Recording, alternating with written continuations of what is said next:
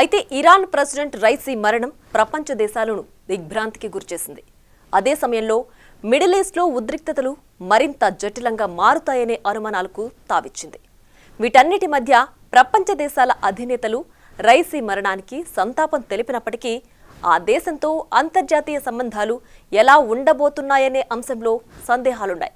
ఇక ఇరాన్ అధ్యక్షుడిగా రాబోయే నాయకుడు ఎవరా అనే ఆసక్తి కూడా పెరిగింది.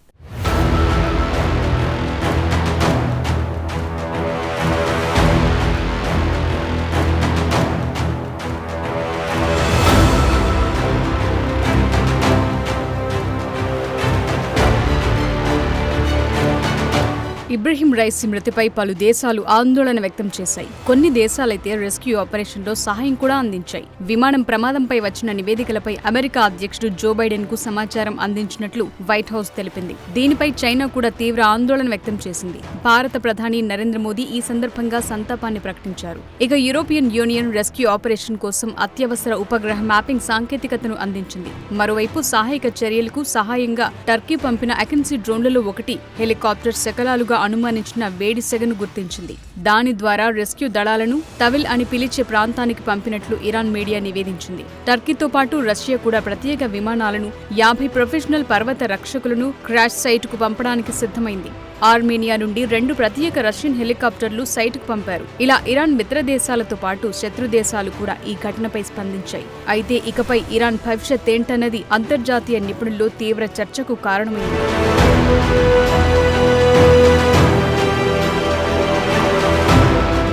కరడుగట్టిన సాంప్రదాయవాది ఖమీనీ సన్నిహితుడిగా ఉన్న రైసీ ప్రెసిడెంట్ అయిన తరువాత పరిణామాల్లో అమెరికా ఆంక్షలు నానాటికి పెరుగుతూనే వచ్చాయి. హార్డ్లైన్ ప్రెసిడెంట్గా పేరు పొందిన ఇబ్రహీం రైసీ చాలా కాలంగా ఇరాన్ అత్యున్నత నాయకుడు ఖమీనీకి రక్షణగా, దేశంలోని షియా మతాధికారికి వారసుడిగా ఎదిగారు. 1988లో ప్రభుత్వ వ్యతిరేక నిరసనలు చేపట్టిన ఖైదీలను సామూహికంగా ఉరితీసినందుకు అమెరికా, ఇతర యూరప్ దేశాల నుండి ఆంక్షలు ఎదురయ్యాయి. 63 ఏళ్ల రైసీ గతంలో ఇరాన్ న్యాయ వ్యవస్థను నడిపిన వ్యక్తి. ప్రపంచ శక్తులతో 2015 అణు ఒప్పందాన్ని కుదుర్చుకున్న ఇరాన్ మితవాద మతాధికారి హసన్ రౌహానీకి వ్యతిరేకంగా 2017లో అధ్యక్ష పదవికి పోటీ చేసి ఓటమి పాలైన తరువాత 2021లో రైసీ మళ్లీ ఎన్నికల్లో పోటీ చేశారు.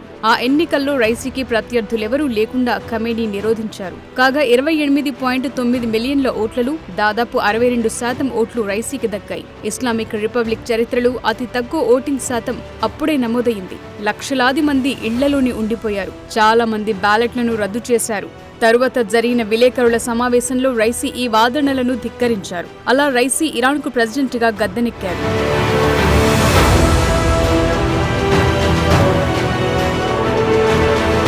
ఇరాన్ ఇరాక్ యుద్ధం ముగింపు కూడా వివాదాలని మిగిల్చింది. అప్పటి ఇరాన్ సుప్రీం లీడర్ అయతుల్లా రుహెల్లా ఖమీనీ ఐక్యరాజ్య సమితి మధ్యవర్తిత్వంతో కాల్పుల విరమణను అంగీకరించారు.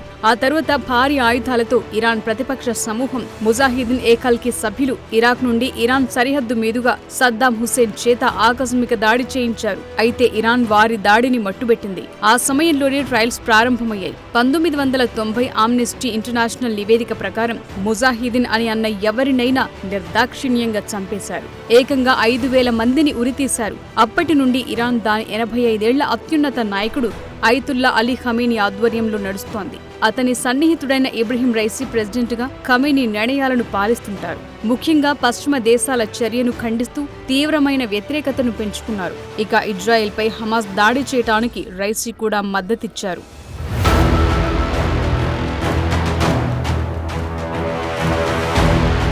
దేశీయ రాజకీయాల్లో కూడా రైసీ కఠినమైన వైఖరి స్పష్టంగా కనిపించింది. తాను ఎన్నికైన 1 సంవత్సరం తరువాత మధ్యస్థాయి మత గురువు మహిళల దుస్తులు, ప్రవర్తనను నియంత్రించే ఇరాన్ హిజాబ్ పవిత్రత చట్టాన్ని కఠినంగా అమలు చేయాలని ఆదేశించారు. కొన్ని వారాల వ్యవధిలో ఆ చట్టాన్ని ఉల్లంఘించినందుకు మోరల్ పోలీసులచే అరెస్టు చేయబడిన యువ కుర్దిష్ ఇరానియన్ మహిళ మహసా అమీనీ కస్టడీలో మరణించింది.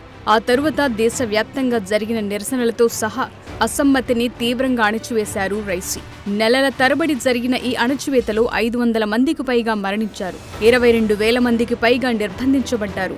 ఇక అమినీ మరణానికి దారి తీసిన భౌతిక హింసకు ఇరాన్ కారణమని అంతర్జాతీయ సమాజం విమర్శించింది.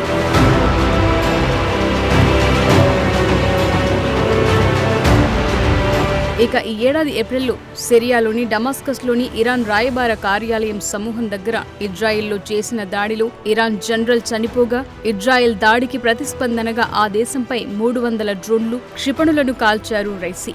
అప్పటి నుండి ఇజ్రాయెల్తో పాటు అమెరికా, యూరప్ దేశాలు ఇరాన్పై ఆంక్షలు మరింత పెంచాయి. ఇరాన్తో ఏ దేశం వ్యాపారం చేసినా ఆ దేశంపై కూడా ఆంక్షలను ఎదుర్కోవాల్సి వస్తుందని ఇటీవల అమెరికా కీలక ప్రకటన చేసింది. భారత్, ఇరాన్ మధ్య జరిగిన చాబహార్ పోర్ట్ ఒప్పందం సందర్భంగా అమెరికా ఈ సంచలన వ్యాఖ్యలు చేసింది.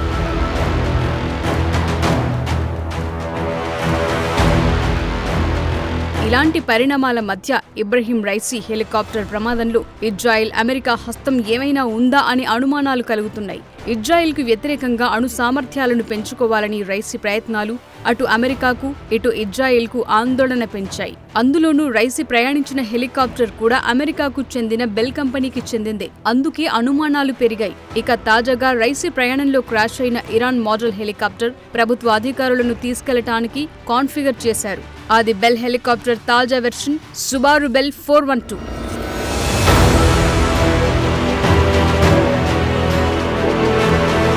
ఇక బెల్ను ఎగరేసే సైనికేతర సంస్థల్లో అమెరికా మిత్రదేశమైన జపాన్ కోస్ట్ గార్డ్ కూడా ఉంది. అలాగే యునైటెడ్ స్టేట్స్లోని చట్ట సంస్థలు, అగ్నిమాపక విభాగాలు, థాయిలాండ్ నేషనల్ పోలీస్, అనేక ఇతర సంస్థలు దీని ఆపరేటింగ్ చూస్తారు. అయితే ఫ్లెడ్ గ్లోబల్ 2024 ప్రపంచ వైమానిక దళ డైరెక్టరీ ప్రకారం ఇరాన్ ప్రభుత్వం ఈ హెలికాప్టర్కు సంబంధించి ఎన్ని కార్యకలాపాలు నిర్వహిస్తుందో స్పష్టమైన సమాచారం లేదు. అయితే ఇరాన్ వైమానిక దళం, నౌకాదళంలో ఇలాంటి హెలికాప్టర్లు మొత్తం 10 ఉన్నాయి. ఇక అమెరికా కంపెనీ చేస్తున్న ఈ హెలికాప్టర్ల ప్రమాదంలో వైఎస్ రాజశేఖర్ రెడ్డి వంటి ప్రాంతీయ నేతలతో పాటు ప్రపంచ వ్యాప్తంగా చాలా మంది అగ్రనాయకులు ప్రాణాలు కోల్పోయారు.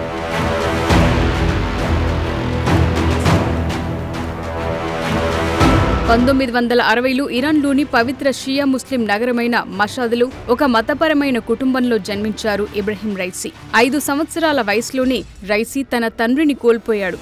అయినప్పటికీ మత గురువుగా మారటానికి తన తండ్రి అడుగుజాడల్లోనే నడిచాడు. పవిత్ర నగరమైన కోమ్లోని మతపరమైన సెమినరీలో యువ విద్యార్థిగా చేరాడు. 1979 విప్లవంలో పాశ్చాత్య మద్దతుగల షాకు వ్యతిరేకంగా నిరసనలలో పాల్గొన్నాడు. తర్వాత కోమ్లోని మత పెద్దలతో రైసీ పరిచయాలు అతన్ని మత న్యాయ వ్యవస్థలో విశ్వసనీయ వ్యక్తిగా మార్చాయి. అప్పటి నుండే రైసీ అమెరికా వంటి పాశ్చాత్య దేశాలకు వ్యతిరేకంగా మారారు.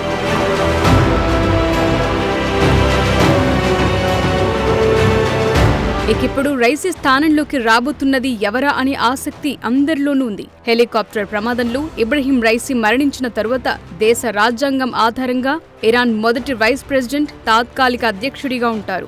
ఇప్పుడు ఆ అవకాశం 68 ఏళ్ల మొహమ్మద్ మోగ్బర్కు వచ్చింది.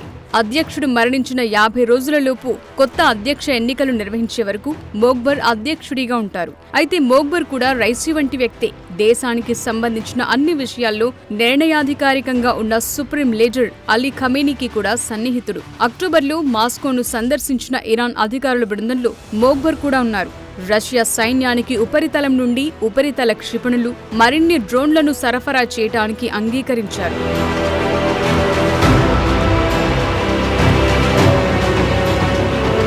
అంతేకాదు 2010లో యూరోప్ యూనియన్ టార్గెట్లో మోగ్బర్ ఎప్పటి నుండో ఉన్నారు. అణు బ్యాలిస్టిక్ క్షిపణి కార్యకలాపాల్లో ప్రమేయం ఉన్నట్టు ఆరోపిస్తూ మంజూరు చేస్తున్న వ్యక్తులు, సంస్థల జాబితాలో మోగ్బర్ ఉన్నారు. అయితే 2012లో జాబితా నుండి మోగ్బర్ పేరు తొలగించారు. 2013లో యుఎస్ ట్రెజరీ డిపార్ట్మెంట్ సెటార్డ్ అది పర్యవేక్షించిన 37 కంపెనీలను మంజూరైన సంస్థల జాబితాలో చేర్చింది. సెటార్డ్ అనేది ఇమాం ఆర్డర్ అమలు చేసే ప్రధాన కార్యాలయానికి పూర్తి పేరు. ఇస్లామిక్ రిపబ్లిక్ వ్యవస్థాపకుడు, ఖమేనీ పూర్వీకుడు అయతుల్లా రుహెల్లా ఖమేనీ జారీ చేసిన ఆదేశం ప్రకారం ఇది ఏర్పాటు చేయబడింది. అలాంటి సంస్థలో కీలక నాయకుడిగా ఉన్న మోగ్బర్ను అమెరికా శత్రువుగానే పరిగణిస్తుందనటంలో సందేహం లేదు. అలాగే ఇజ్రాయెల్పై పగ తీర్చుకోవడానికి రైసీలాగానే మోగ్బర్ వ్యవహరిస్తాడనటంలో కూడా అనుమానం లేదు. ఈ పరిస్థితుల మధ్య రైసీ తదనంతరం కూడా మిడిల్ ఈస్టులో ఉద్రిక్తతలు తగ్గే వాతావరణం కనిపించడం లేదు.